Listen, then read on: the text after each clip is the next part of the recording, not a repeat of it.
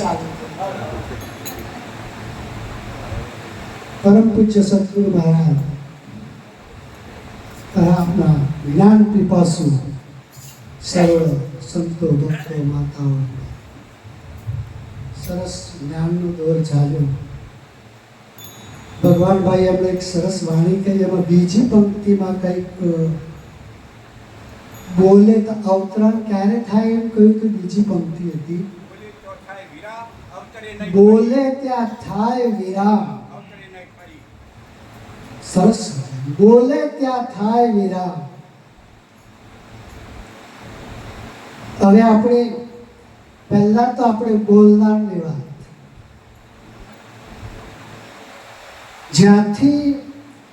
જ્યાંથી ઉપજ્યું ત્યાં વિરામ પામવાનું છે. તો આપણી ઉત્પત્તિ શરૂઆત આપણે જ્યારે માનવ દેહમાંથી બહાર આવ્યા ત્યારે જે સ્વરૂપે આવ્યા એ સ્વરૂપ આપણું કયું હતું? બોલનારનું સ્વરૂપ. આપણે જરા થોડી ચોખવટ કરીએ, કેમ કે અનુભવને છે ને આપણે વિશાળ બનાવીએ જરા. કે બોલે શું છે? બોલે ત્યાં પામીએ વિરામ. બોલે ત્યાં પામીએ વિરામ. હા, કેવી રીતે?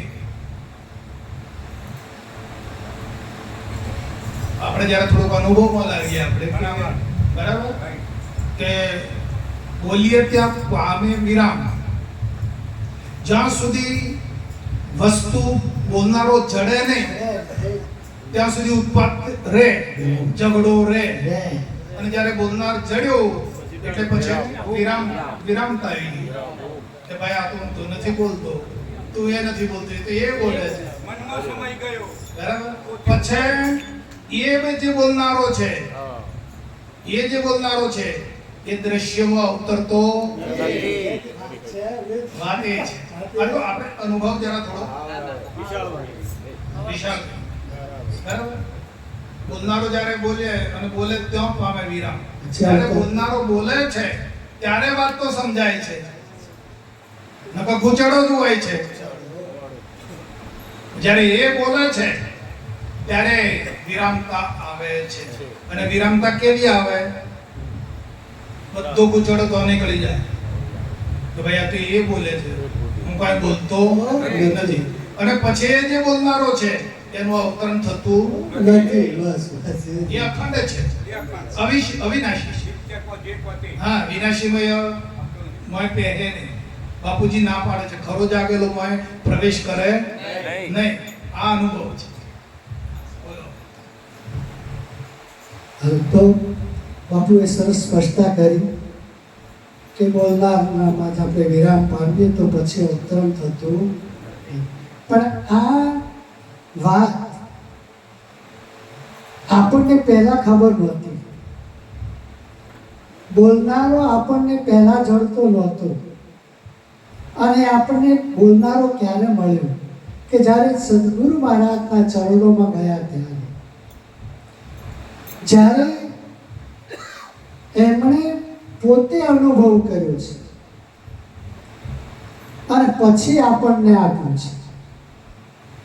પોતે અનુભવ કરીને પછી આપણને આપ્યું છે. અને એટલે જ બાપુ અમને સરસ વાણી પણ બોલ્યા કે ગુરુ મહારાજ આદિ અનાદિના ને અનુભવ જેવા તેવા નહીં સાહેબ. કાન ફૂકે કંઠી રોકે ઘર ઘર ગુરુ. અને વસ્તુ અનાદિની લાવે. વસ્તુ જે આપણને આપી છે અંદર તો કોઈ એ આદિ અનાદિની જ. અનાદિની લાવે. આદિ એની કોઈ શરૂઆત અંત કશું હોતો નથી. ત્રણેય કાળમાં, સર્વમાં, સર્વ સ્થળે આ અનાદિ વસ્તુ આપણને આવી. અને એ જ સત, આ સત વસ્તુ કે ત્રણેય કાળમાં જેમની તેમ રહે છે. અને એ વસ્તુ આપણને આપી છે. પણ પહેલા એમને કર્યો છે અનુભવ. અને એટલે ગુરુ મહારાજને કહ્યું છે કે અનુભવ. જેવા તેવાની વાત નથી. આ ગુરુ તો આપણને ઘણા મળે, પણ આપણા ચિત્તને આ વસ્તુમાં ઠેરાવે. જે વસ્તુ આપણને મળી છે એમાં ઠેરાવે. ચડી ગયેલા ચિત્તને ઠેરાવે ઠેકામ, ભેળા કરીને બ્રહ્મમાં સદગુરુ તેમનું નામ. જે આપણું ચિત્ત બરાબર. હવે એક થોડોક આપણે વિશાળતા થોડીક લઈએ કે અનુભવ અને અનુભવી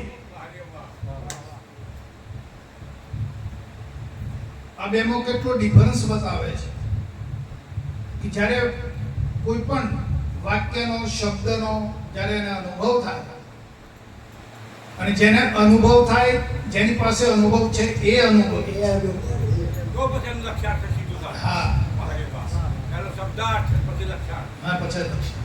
એટલે અનુભવી એ છે કે જેની પાસે અનુભવ કર્યો છે. અનુભવ સરસ. અને આ અનુભવ દ્વારા જ આપણે આ રસપાન કરી શકીએ છીએ. અને આ વાત આજની નથી. આ સંતો મહંતોએ પરંપરાથી વાત કરેલી છે કે અનુભવની વાત. અત્યારે જે દાદા ગુરુએ જે અનુભવનો વેલો રોપ્યો અને એ જ વેલો અત્યારે આવા મહાન બાપુ જેવા સંતો દ્વારા આપણે અત્યારે આ વેલાનું પાન કરી રહ્યા અને છીએ. એક આ બાપુજી બોલી રહ્યા છે, બસ. એક બાપુજી પ્રગટ છે. આ અનુભવ રૂપી વેલો છે. અને એ અનુભવનો વેલો અત્યાર સુધી આ કેવી રીતે પામ્યો છે. એક વાણી પણ છે કે અનુભવીઓના અંતરમાહી મૂળ વિનાનો વેલો, અનુભવીઓના અંતરમાહી નેહ નિરંતર વાતી છે. કઈ રીતે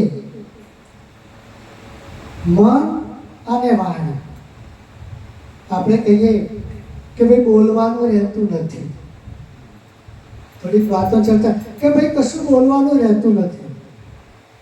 આપણને મળી ગયા પછી આપણા સ્થાન ઉપર નિસ્વરૂપમાં કશું બોલવાનું રહેતું. જો બોલવાનું ન રહેતું હોય તો આપણે અત્યારે રસપાન કઈ રીતે કરી શકીએ? એક મિનિટ.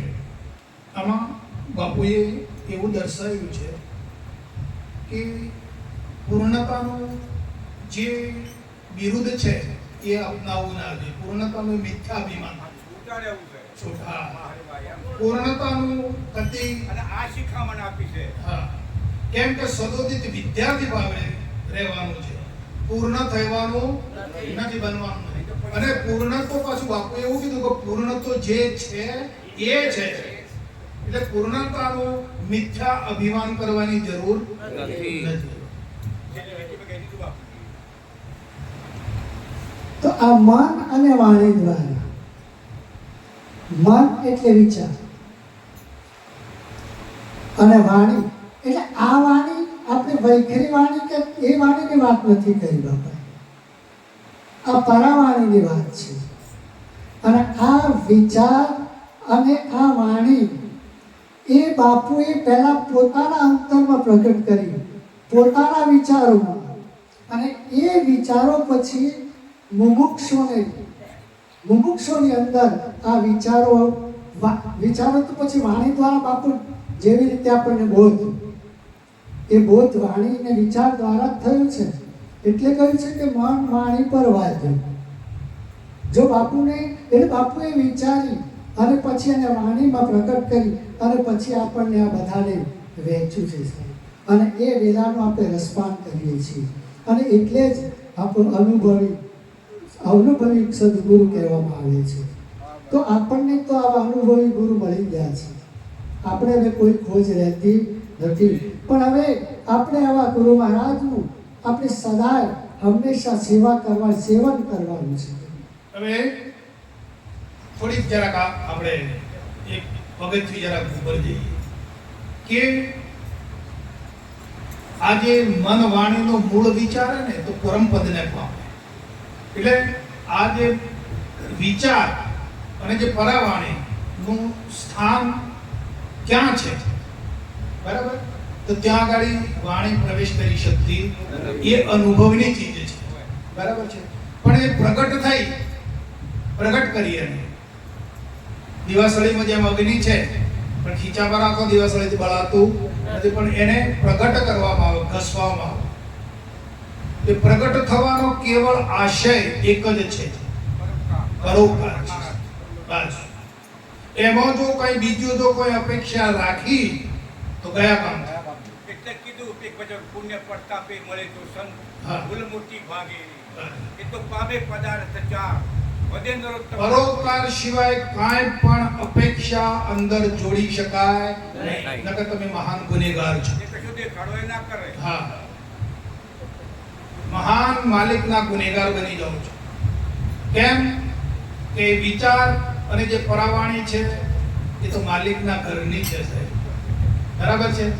સ્વયં એમના પોતાના ઘરની વસ્તુ છે અને આપણને પરોપકાર માટે આપે છે. બાપુ અને પછી જો આપણે એનો દંભ કરીએ કે એનો જો કંઈ એ કરીએ, આશય વાળા બની જઈએ તો આપણે માલિકના ગુનેગાર થઈએ છીએ. આ તો સીધી વાત છે કે આપણે લક્ષ્મણ ગુરુ મહારાજની વાત કહેવાય પ્રગટ થયા કે આપણે બહાર હા. પણ નથી. કેવળ પરમાર્થ બસ કેવળ સંદેશો કહેવાય કે આપણે બસ પરોપકાર. તો સદગુરુ મહારાજ ભ્રમના ભેળા કરી દેવાની વાત કરે છે. હવે ભ્રમ તો સર્વત્ર સભર ભર્યો છે. આપણે અનુભવ પ્રાપ્ત કરતા પહેલા પણ આ વાતો તો સાંભળી જ છે કે ભાઈ પરમાત્મા તો સર્વત્ર છે, ભ્રમ વિનાની કોઈ જગ્યા ખાલી નથી. પણ આપણને અનુભવ નહોતો, કારણ કે આપણે પ્રગટ જોયેલા નહોતા. અને એ સદગુરુ મહારાજે આપણને પ્રગટ કરી બતાવ્યું છે. જેમ અવની નીચે જળ ભરેલું, ઊંચે જોવું તો આબ ભરેલું, પણ વચ્ચે તરસા જાય. તરસ લાગી હોય તો આપણે ક્યાં જવું પડશે? ક્યાંક નદી, કૂવો કે તળાવ જવું પડશે, સરોવરમાં જવું પડશે.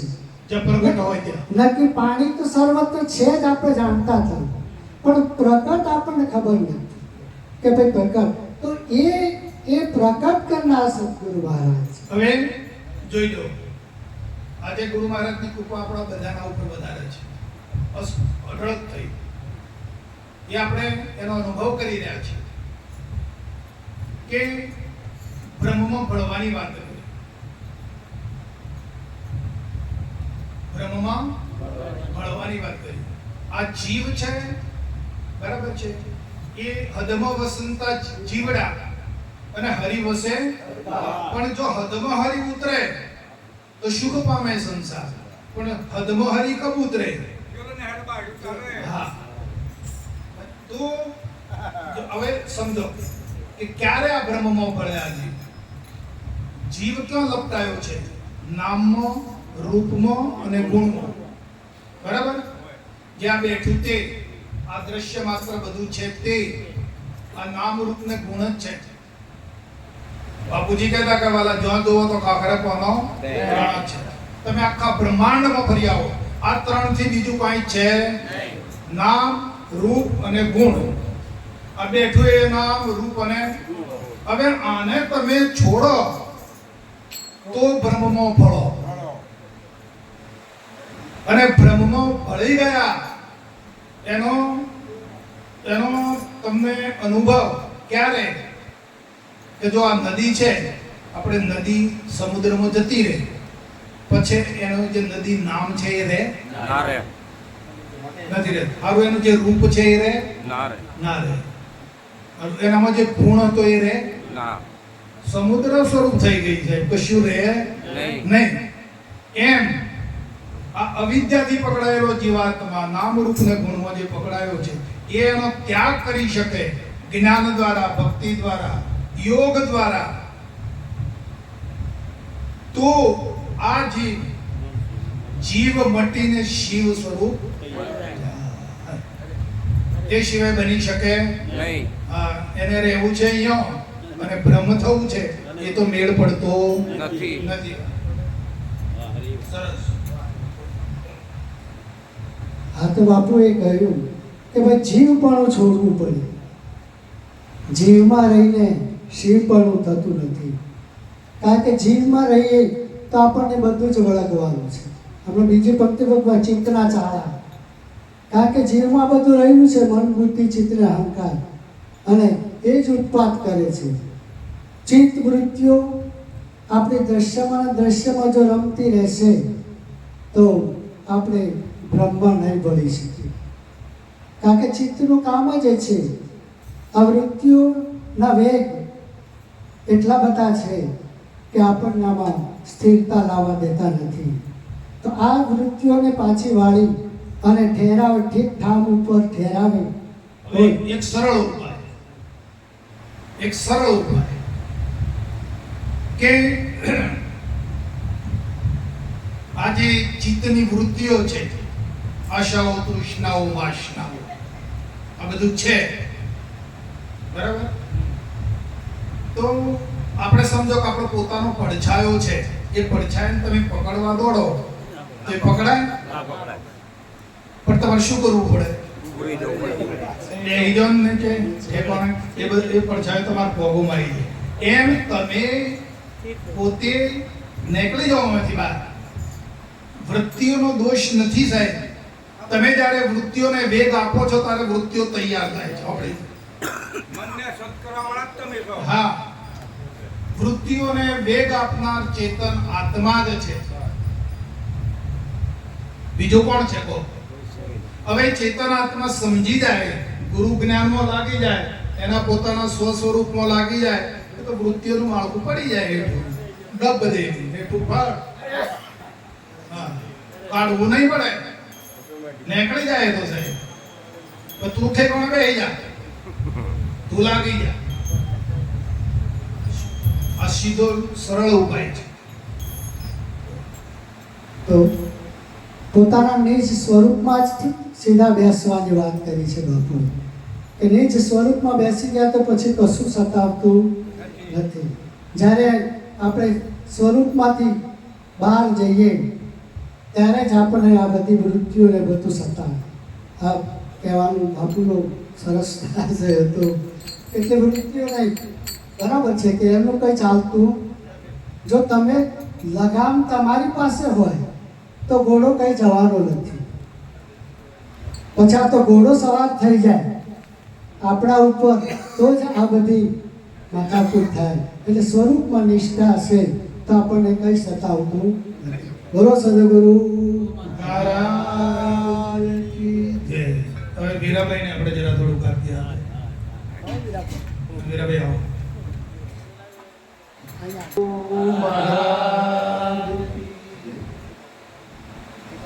आज का आनंद की